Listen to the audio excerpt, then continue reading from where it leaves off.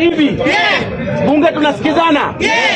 Tumesimama hapa leo tukitoa resolution kama wanabunge wa wananchi Jibanji. One simple resolution. Whatever has transpired since yesterday up to now is something that is so scathing in our hearts, and we are not going to tolerate it anymore. If you know you have been calling yourself a president in this bunge, we no longer recognize you. And we have decided that we are going to conduct a fresh election on Friday.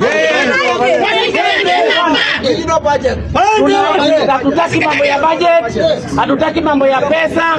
Sisi tutajitolea hapa, tutafanya mlolongo system na tutachagua kiongozi wetu ambaye hata tunyanyasa. Wale ambao walipewa pesa, nimepigiwa simu hapa nikiwa hapa, nimepigiwa simu na jamaa anaitwa Akula. Ameniambia kwamba Kajalo amesema kesho ataleta pesa.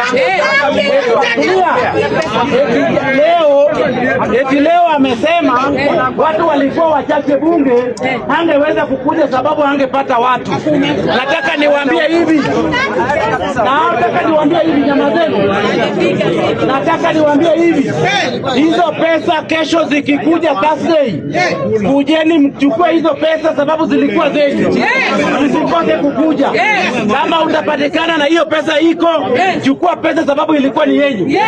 Lakini resolution tuko nayo ni moja. On Friday we are electing a new